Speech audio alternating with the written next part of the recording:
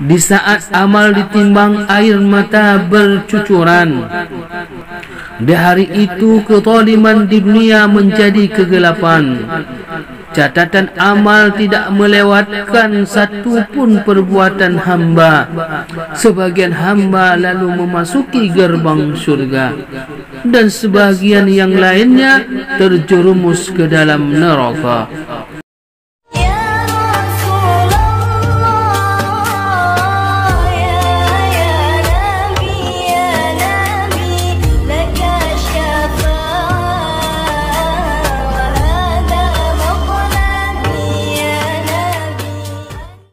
Assalamualaikum warahmatullahi wabarakatuh.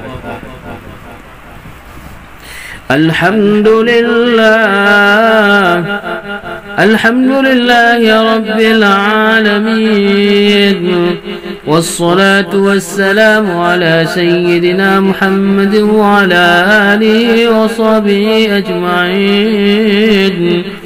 أما بعد فيا عباد الله اتقوا الله حق تقاته ولا تموتن إلا وأنتم مسلمون. Ma'asyiral muslimin rahimakumullah. Takwa adalah sebaik-baik bekal untuk meraih kebahagiaan abadi di akhirat. Oleh karena itu, khatib mewakili khutbah yang singkat ini dengan wasiat takwa. Marilah kita semua selalu meningkatkan ketakwaan kita kepada Allah Subhanahu wa taala dengan melaksanakan semua kewajiban dan meninggalkan segenap larangannya. Ma'asyiral muslimin rahimakumullah.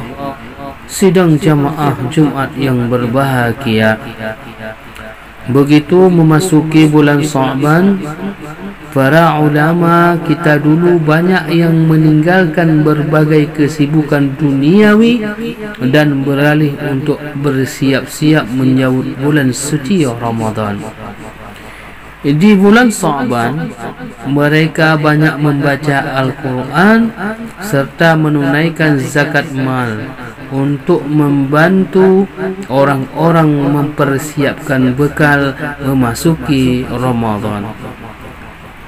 Mereka memperbanyak puasa, zikir dan salat malam. Mereka menamakan Sya'ban sebagai Syahrul Qurra, bulan para pembacaan Al-Quran. Mereka banyak merenung dan mengingat kematian serta kehidupan akhirat. Mengingat kematian dan kehidupan akhirat dapat melembutkan hati dan memotivasi diri untuk semakin giat melakukan ketaatan kepada Allah Ta'ala. Ma'asyiral muslimin sidang jamaah Jumat yang berbahagia, menjelang bulan Ramadan, marilah kita merenungkan saat dikumpulkannya semua manusia dan jin di padang mahsyar dan akan menjalani kehidupan akhirat yang kekal abadi. Marilah kita mengingat hari saat dibangkitkan semua makhluk. Sungguh di hari kiamat kelak terdapat penyesalan-penyesalan, terdapat jeritan-jeritan. Di atas jembatan Syirat banyak orang tergelincir. Di saat amal ditimbang, air mata bercucuran. Di hari itu kezaliman di dunia menjadi kegelapan. Catatan amal tidak melewatkan satu pun perbuatan hamba. Sebagian hamba lalu memasuki gerbang syurga, dan sebagian yang lainnya terjerumus ke dalam neraka. Tidak ada pemisahan antara kita dan semua peristiwa yang dilakukan kecuali saat dikatakan si fulan telah meninggal. Saudara-saudaraku yang berbahagia, memang kalimat si fulan telah meninggal selalu diulang oleh banyak orang dan didengar oleh banyak orang. Pertanyaannya, apakah kita telah merenungkan dan mengambil pelajaran? Apakah kita sudah berintrospeksi dan menambal keteledoran kita? Saat ini nama orang lain yang disebut dan diumumkan telah meninggal. Suatu saat nanti gantian nama kita yang disebut dan yang diumumkan. Sudah siapkah kita menghadapinya? Ma'asyiral muslimin rahimakumullah. Allah subhanahu wa ta'ala berfirman, Qul yatawaffakum malakul mautil ladhi wakilla bikum thumma ila rabbikum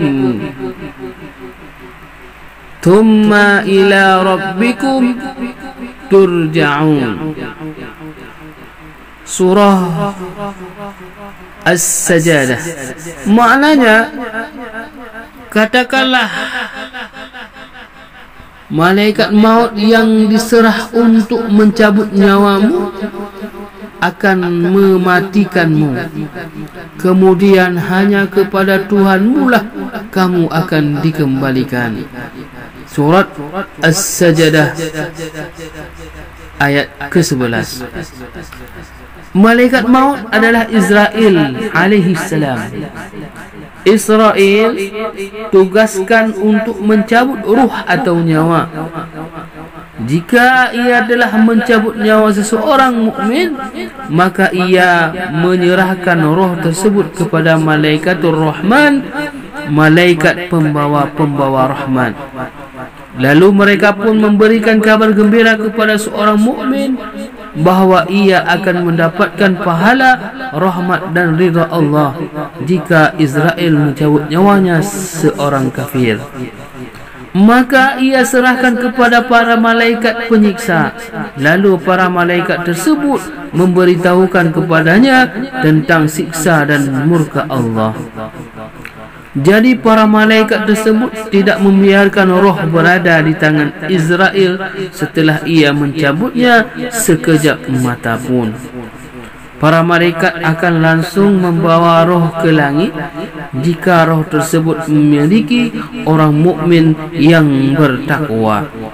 Dan malaikat akan membawa roh ke bumi yang ketujuh jika roh tersebut adalah milik orang kafir yang celaka. Kemudian hari berbahagia jika mayat diletakkan di keranda dan dibawa oleh para orang-orang ke kuburan, malaikat akan datang dengan roh tersebut, membawanya dan mendekatkan jenazah. Mengiringnya, jika roh tersebut adalah milik orang yang soleh, maka ia akan berkata seperti yang disebutkan dalam hadis Nabi sallallahu alaihi wasallam, Qaddimuni, majukanlah saya. Jika roh itu milik seorang yang buruk amalnya, dalam riwayat lain milik orang kafir, maka roh tersebut berkata, Ya waili, aina tazhabuna bi? Celakalah aku, kemana kalian hendak bawaku?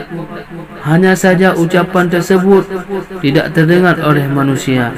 Seandainya manusia mendengarnya, niscaya ia akan pingsan sebagaimana diriwayatkan oleh An-Nasa'i dan lain sebagainya.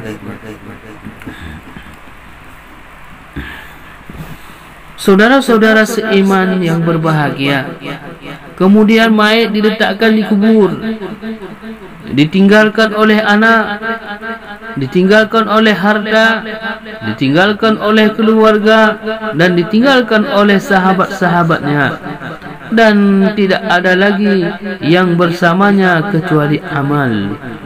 Nabi sallallahu alaihi wasallam bersabda, maknanya seorang mayat diikuti oleh 3 hal.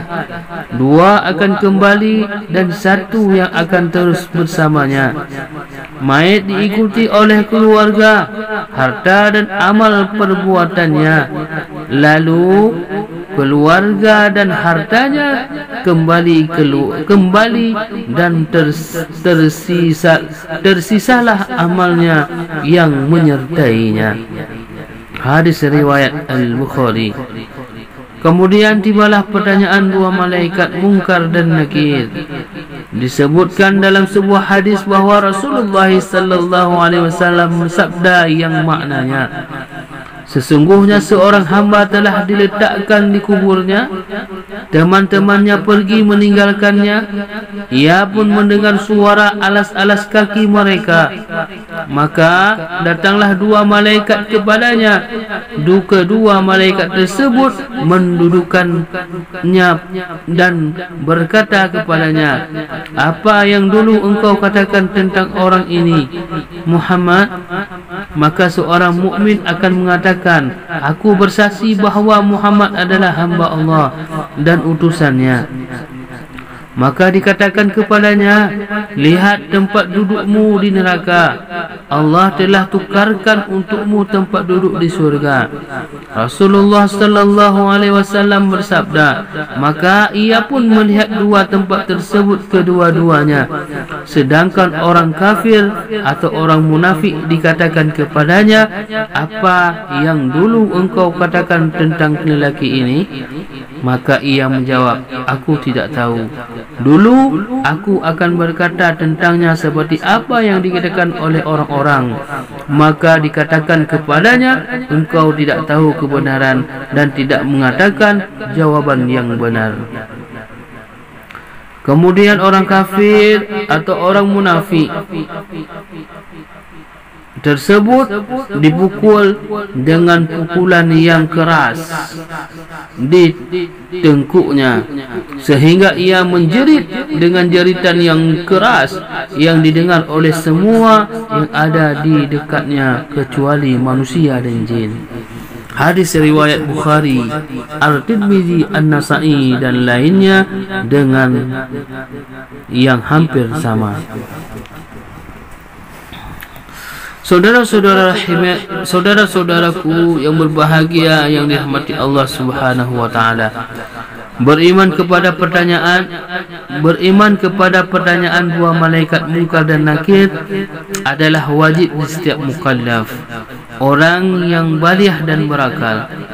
Pertanyaan ini diberlakukan pada semua orang mukmin dan kafir antara umat ini, yakni umat yang diutuskan kepada mereka Sayyidina Muhammad sallallahu alaihi wasallam. Seorang mukmin yang sempurna imannya tidak akan terkejut,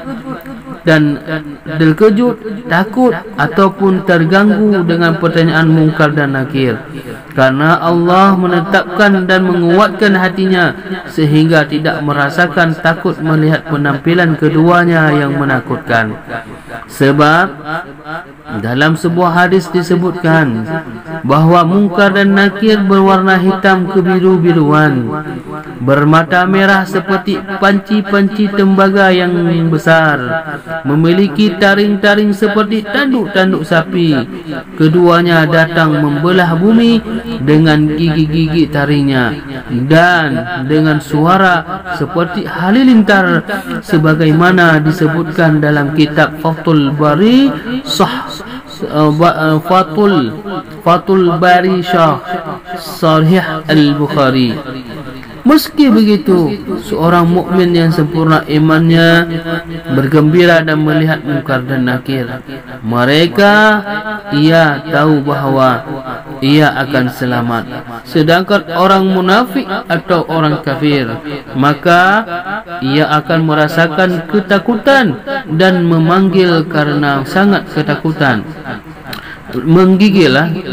Maka ia akan merasa ketakutan dan menggigil karena sangat takut kepada Munkar dan Nakir, sehingga keluar dari lidahnya perkataan yang tidak ingin dia katakan. Dia mengatakan, aku tidak tahu. Dulu aku ikut-ikutan mengadakan apa yang dikatakan oleh orang-orang. Maka Mungkar dan Nakir berkata kepadanya, engkau tidak mengetahui kebenaran dan tidak memberikan jawaban yang benar. Kalimat ini dikatakan untuk menghardik seseorang. Kemudian Mungkar dan Nakir memukul orang kafir atau munafik tersebut dengan sebuah palu. Mungkar dan Nakir memukul kepalanya dengan palu dari besi dengan pukulan yang sangat keras, dan karenanya ia menjerit dengan jeritan yang sangat kuat. Didengar oleh semua yang ada di dekatnya kecuali manusia dan jin. Ma'asyiral muslimin rahimakumullah. Pertanyaan kedua, malaikat Mungkar dan Nakir dalam kubur adalah salah satu kekhususan umat Muhammad ini, baik yang mukmin maupun yang kafir. Akan tetapi dikecualikan dari pertanyaan ini beberapa orang, yaitu Nabi sallallahu alaihi wasallam. Dikarenakan kemuliaan beliau, para malaikat tidak menanyainya. Demikian pula orang yang mati syahid, yakni orang yang meninggal dalam perperangan melawan orang-orang kafir, tidak akan ditanya oleh rohnya langsung tidak akan ditanya karena rohnya langsung dibawa naik ke syurga. Demikian pula anak kecil yang meninggal sebelum baligh tidak ditanya karena ia bukan mukallaf. Disebutkan dalam sebuah hadis, ketika Rasulullah sallallahu alaihi wasallam menyebutkan pertanyaan dua malaikat Mungkar dan Nakir, maka Umar berkata, apakah dikembalikan kepada kita akal-akal kita, ya Rasulullah? Nabi menjawab, ya, katanya, seperti keadaan kalian sekarang. Jadi keadaan manusia di dalam kubur menyerupai keadaannya di dunia, dan merasa kenikmatan dan merasakan sakit. Ini terjadi dengan roh dan jasad. Hadirin rahimakumullah, mari kita merenungkan bersama bahawa dunia ini berjalan ke arah kepunahan dan kesudahan. Kita semua akan meninggalkan rumah kita yang di atas tanah dan berpindah ke rumah yang sempit di bawah tanah. Masing-masing dari kita hanya akan membawa apa yang telah kita perbuat di dunia. Di kubur tidak ada yang menyertai seseorang kecuali amal perbuatannya. Oleh karenanya, orang yang cerdas adalah yang selalu mengingat kematian dan senantiasa melakukan persiapan untuk kehidupan akhiratnya dengan memperbanyak amal kebaikan. Hadirin rahimakumullah, hadirin yang dirahmati Allah, demikian khutbah singkat pada siang yang berbahagia ini, yang penuh keberkahan ini. Semoga bermanfaat dan membawa keberkahan bagi kita semua. Amin, amin, amin ya rabbal alamin.